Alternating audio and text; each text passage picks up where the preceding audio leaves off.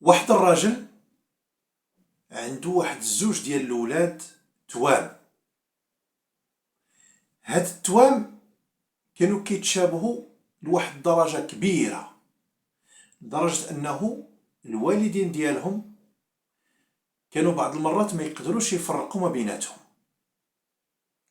هاد الراجل كان لاباس عليه، عنده مشاريع ديالو وعنده التجارة ديالو وعنده الفلاحة على برا. المهم كيف ما قلت لكم كان السيد لاباس عليه. هاد الولاد كان بيناتهم واحد الشبه كبير كيف قلت لكم، وحتى كبروا واحد شوية عاد تفرزوا من خلال واحد الحاجة. واحد فيهم كان كيقرا مزيان وكيسمع الكلام ديال الوالدين، وداك الولد اللي هو الولد المثالي. ولكن الثاني، الولد الثاني ما خرجش بحال خوه في السلوك ديالو. الولد كان دير المشاكل بزاف، القرايه ما كان ضعيف في القرايه، ومن خلال السلوك ديالو بداو حتى الناس كيفرقوا ما بين هاد جوج ديال الخوت، يعني كيقدروا يعرفوا شكون هذا وشكون هذا. هاد الخوت غادي نعطيهم واحد جوج ديال الاسماء باش غادي تسهل عليا السرد ديال التفاصيل ديال القصه واش تفهموها حتى نتوما. غادي نقولوا داك الولد اللي مزيان غادي نسميو له الحسين، وداك الولد اللي كان خفيف وفيه شويه د المشاكل غادي نسميوه الحسن. هاد الحسن والحسين كيسميوهم التوام بزاف، يعني هادي معروفه بكري، التوام كيسميوهم بهاد الاسماء بزاف، الحسن والحسين ولا حسن والحسين. حنا المهم عندنا حسين هو اللي كان كيقرا مزيان وكان ولد مزيان، والحسن هو اللي قلنا بانه كان ما كيقراش مزيان وفيه المشاكل.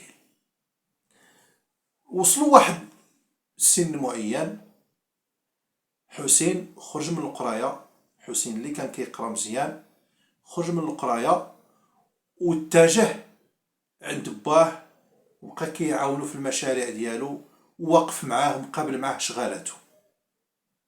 انه واخا حتى يتوظف او لا غادي يشد شي وظيفه او لا ما غادياش تكون بحال رزقه. كانت كيف قلت لكم مشاريع مزيانه ولا باس عليهم. اما الحسن ما كانش يقرا مزيان، وصل لواحد الوقيته طردوه كاع من القرايه، وملي خرج من القرايه ماشي تبع خوه مشى قابل الفلاحه وقابل التجاره وقابل المشاريع ديال باه، لا، وانما تبع الطريق ديال الانحراف. بقى عطيها البليات، تعلم البليات، في الاول تعلم الكارو شويه تعلم بليات، وبقى المهم المشاكل. باه كيشوف معاه غير المشاكل، عيا ما ينهي فيه كيقول له الله يهديك دير غير النص ديال هادشي اللي داير خوك الحسين. ولكن والو، حسن كان الراس ديالو قاصح، اللي المهم في المراحل بلا كان يقلب عليه. اليوم غدا اليوم غدا اليوم غدا، وداك الولد اللي هو حسين كان مقابل الخدمه ديال باه وهذا، المهم حتى ولا هو الا بغينا نقولوا هو اليد اليمنى ديال باه، او لا هو كل شيء. توفات الام ديالهم، بقاو عايشين غير هما بجوج بيهم وباهم. باهم بحكم انه كان كبير ما بقى له ما غادي يتزوج، ولادو مازال ما مزوجينش وما باغينش يتزوجوا، وباش يجيب شي خدامه برانيه ولا هادي ولا ما، كانوا عندهم واحد العادات والتقاليد ماشي ديال انهم يجيبوا الخدامه ولا.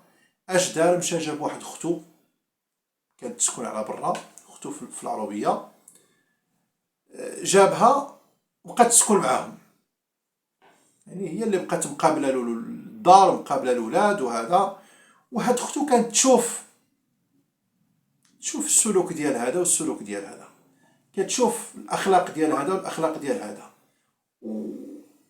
يعني عرفتهم مزيان.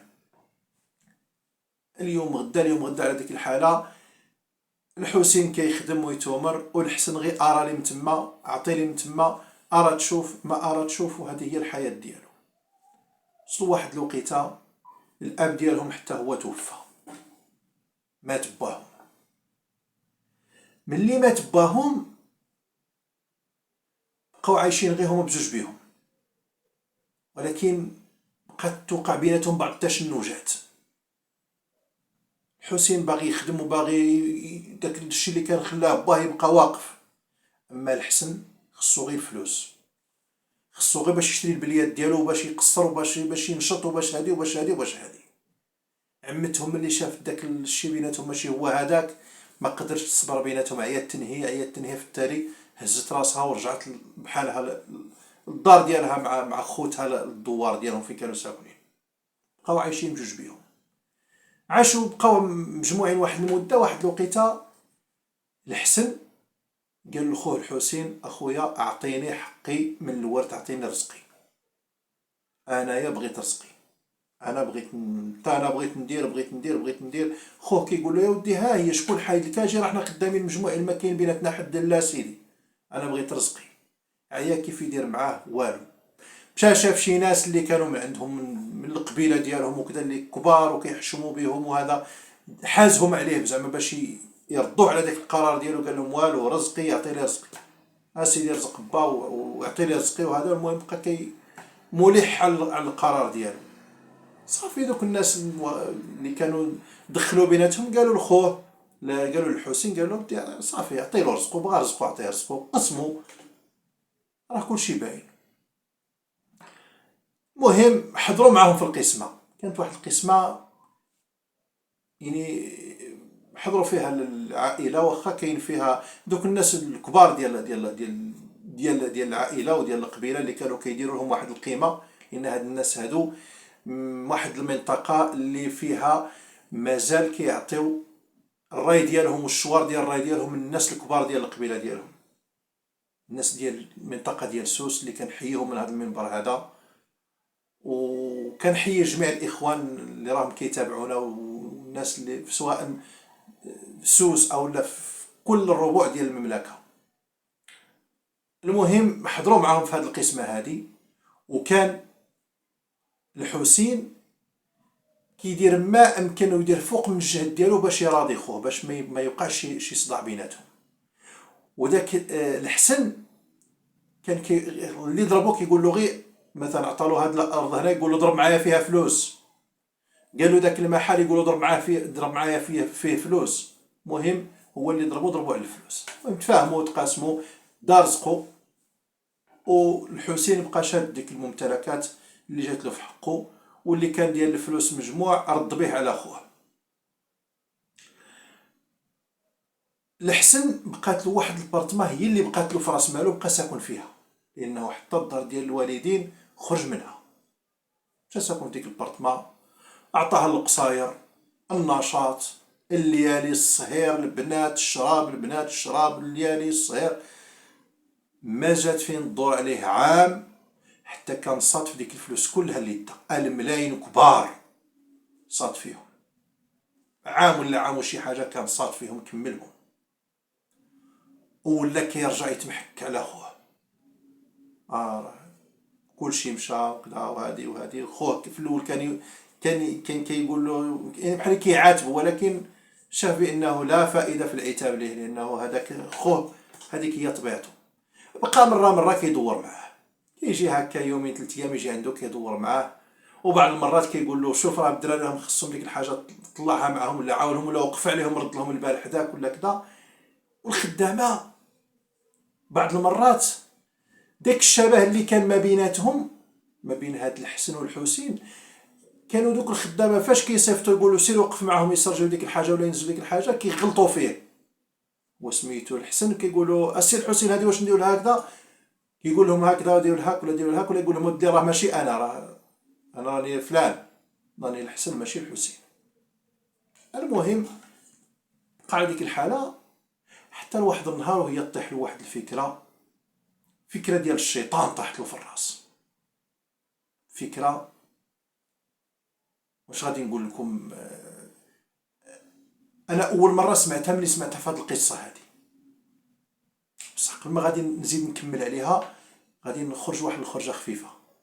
الا كنتو من المحبين ديال هذا النوع ديال القصص، وكنتو عجبكم هذا النوع ديال القصص، وعجبتكم هذه الطريقه ديال السرد، اول مره كتشوفوا هذه القناه، ما تنساوش تشتركوا فيها وما تنساوش تفعلوا الزر ديال الجرس باش دائما يوصلكم الجديد، وخليو لي التعليقات ديالكم، خليو الاراء ديالكم في التعليقات ديالكم باش نشوف ندير تقييم لهاد القناه هذه والطريقه ديال السرد ديال هاد القصص اللي كنديرها، واش راني غادي في الطريق او لا خصني شي حاجه نصلحها.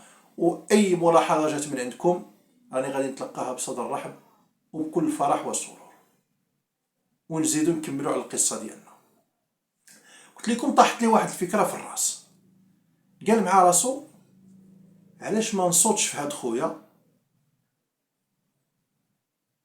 ما شافني حد، ندير شي بلان كي ندير له ندرقو، ونبقى عايش انا في هاد الخير هذا. المهم بقى كيترصد لخوه حتى لواحد النهار مشى عنده للدار، شاف واحد الوقيته اللي كانت دعوة غافله، دخل غفلو وضربو واحد الضربه طيحو ودوز عليه، سالا معاه. ملي سالا معاه بقى يفكر كي غادي يدير له، يدفنو، ما عندوش كي غادي يدير يخرجو من تما من الدار، ولا ما عندوش شي وسيله ديال النقل ديك الساعه باش يخرجو يدفنو، كان مازال ما عنده لا سياره لا والو. خوه عنده السياره، ولكن هو التفعفعه وهذا بقى يفكر كي يدير، خصو يسترو غير تما حتى دوز ديك المده هذيك ويدبر كي يدير ليه. كانت الايامات ديال العيد الكبير، المحلات ديالهم وهذا كلشي ساد. اش دار هو؟ مشى شرا واحد الفريغو كبير،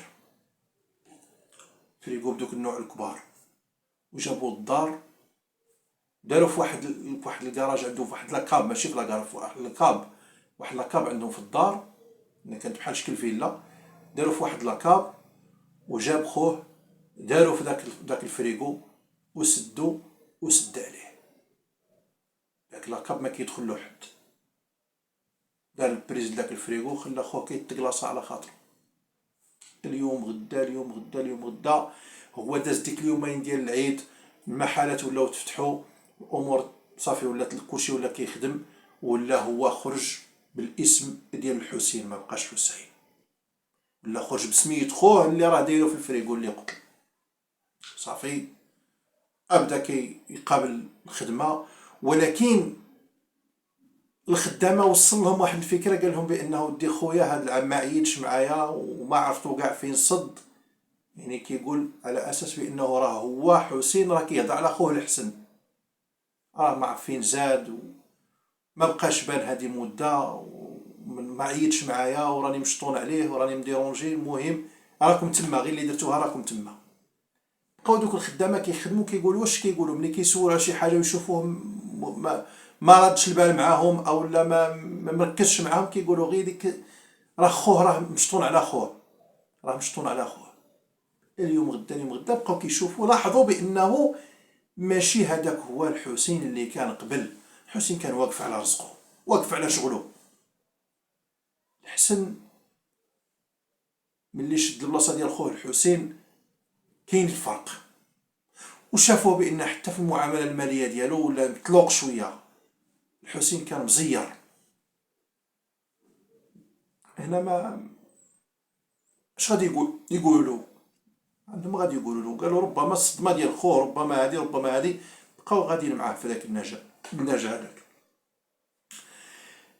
غادي تدوز واحد المده، وتجي ديك عمتهم اللي كانت عايشه معاهم في الدار، جات عندهم للدار ضيفه، جات عندهم للدار ضيفه. المهم لا باس لا باس، المهم كانه هو الحسين. عمتي لاباس عليك منا هذه، سولاتو على خوه، قالت له مدرا الحسن واش راك تشوفو؟ قال لها ودي مده هادي ما شفتوش وراني مهاول عليه، عييت نسول عييت هادي راه ما بانليش كاع الحس ديالو، ما عييتش معايا هاد العام، راه خلاني هاد العام هذا برزتني في الراس ديالي. المهم شافت ديك، دوزت عنده واحد 3 ايام ولا كتشوف المعامله ديالو والمصاريف ديالو والمصروف ديالو والتبدير ديالو ماشي هو ديال الحسين، انما ديال الحسن. وهي عارفه مزيان، كيف قلت لكم عاشت معهم وعارفاهم مزيان، واخا كانوا كيتشابهوا، عارفه السلوك ديال هذا والسلوك ديال هذا. هنا دخلها الشك. وشي مره مشات بجيت داك لاكاب لقاتو مطرقو مسادو، كان داك لاكاب كيخليه غير ماشي ديرو شي بلع اللي هو بلع، لكن لقاتو سادو، خلاتو هكذاك. مشات رجعت للدوار وقالت هذا الخبر هذا، قالتو لعمومه، قالت له ودي راه فلان راه شنو وراه يبان لي ما عجبنيش انا هذاك الولد هذاك، التصرفات ديالو ديال الحسن ماشي ديال الحسين، وهو كيقول لك انا هو الحسين، وراني تلفت عرفت ما غادي ندير. عمومو ما قالوا لها غادي نشوفوا كي غادي نديروا في هذا البلان هذا. جلسوا شي ايامات، شي واحد فيهم جا عنده حتى هو دار له واحد التيست بالطريقه اللي دارت عمتو، وشاف بانه التصرفات ديالو والمعامله ديالو ماشي ديال الحسين وانما ديال الحسن، الولد اللي كان عوج.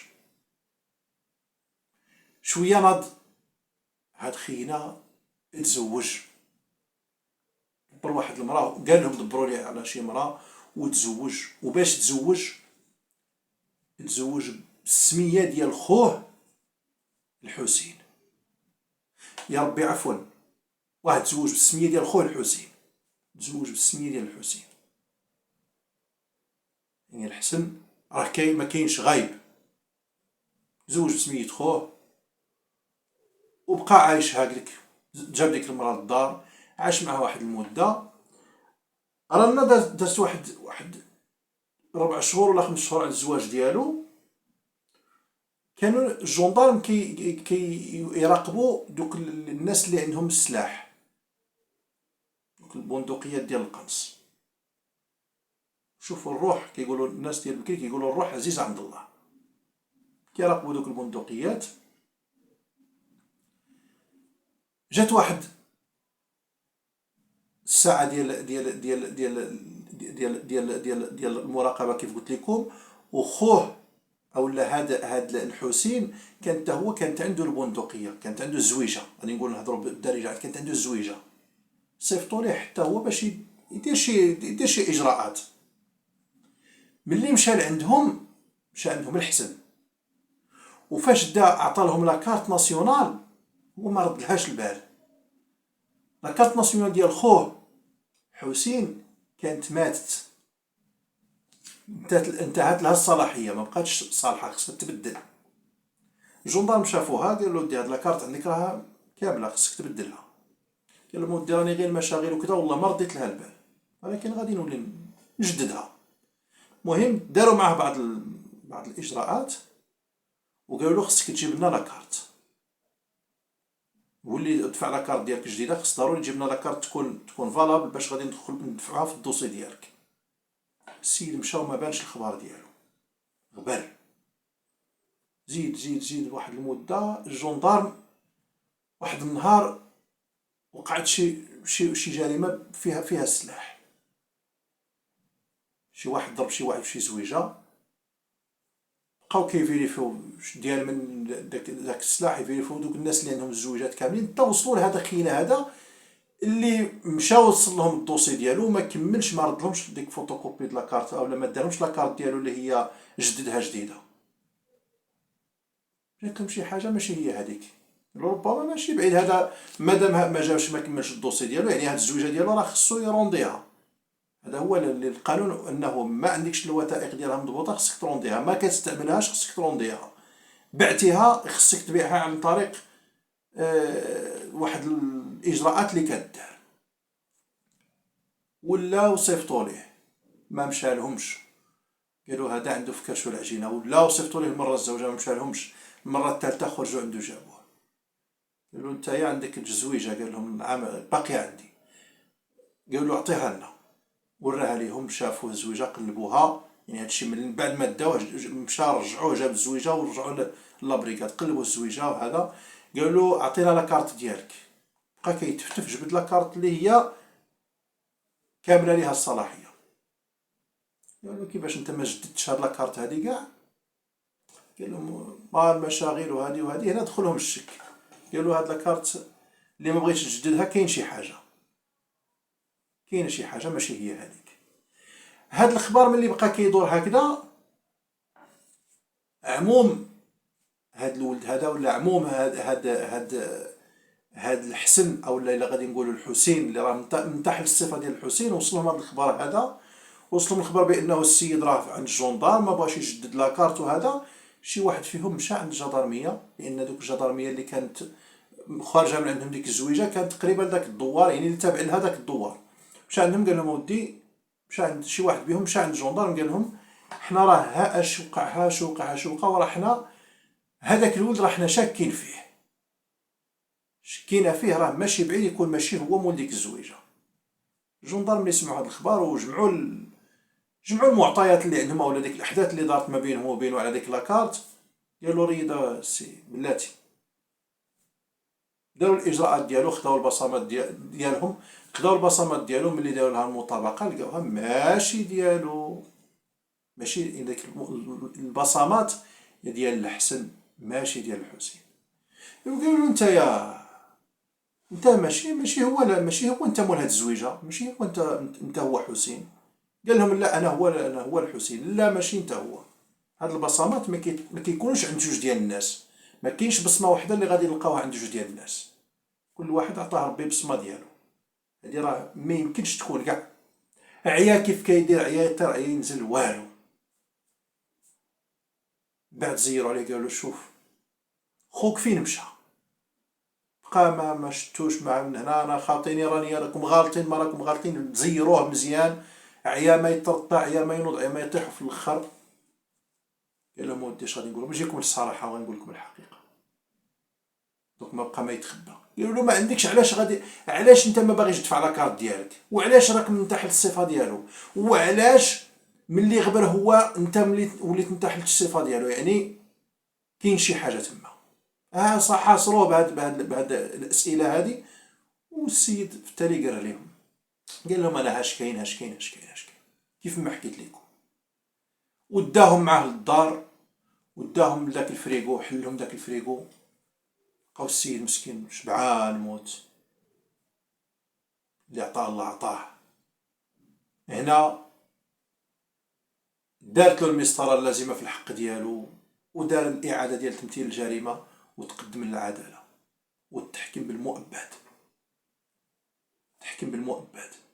ربما لو كانت كاينه شي حكم اكثر ربما كانوا غادي يحكموا عليه بكثر، ولكن حنا ما عندناش الاعدام، وهذا التحكيم بالمؤبد. شوفوا طمع فين كيوصل، شوفوا الخبث ديال بعض الناس فين كيوصل. خوه ما رحموش، خوه وصفاها له على ود طمع الدنيا. اللي كنعرفوا انه اللي كيكونوا توام كيكونوا قراب حتى في العاطفه ديال بعضهم بعض. الا ضربت واحد كيقدر الاخر يبكي معاه. هذا كانت حاله خاصه، وحاله على غير ما هو معهود. المهم كيف قلت لكم، مشى للحبس، مشى بالمؤبد، وضيع خوه، ضيعه في حياته. خوه اللي كان من صغرو كيدمر ويتومر مع باه، ضيعوا في حياته، وخلاو داك الرزق موراهم يتشتت، بقى موراهم داك الشيء كلشي. يعلم يعني الله واش يولي لعمومهم او فين غادي يمشي داك الرزق، الله اعلم. كانت هذه هي القصه ديالنا ديال هذه الحلقه هذه، اللي كنتمنى انها تكون عجباتكم. ومن هنا حتى نتلاقاو في القصه الجايه ان شاء الله. كنتمنى انني نتلاقى بكم المره الجايه وتكونوا بخير وعلى خير. واستودعكم الله الذي لا تضيع ودائعه. الى اللقاء.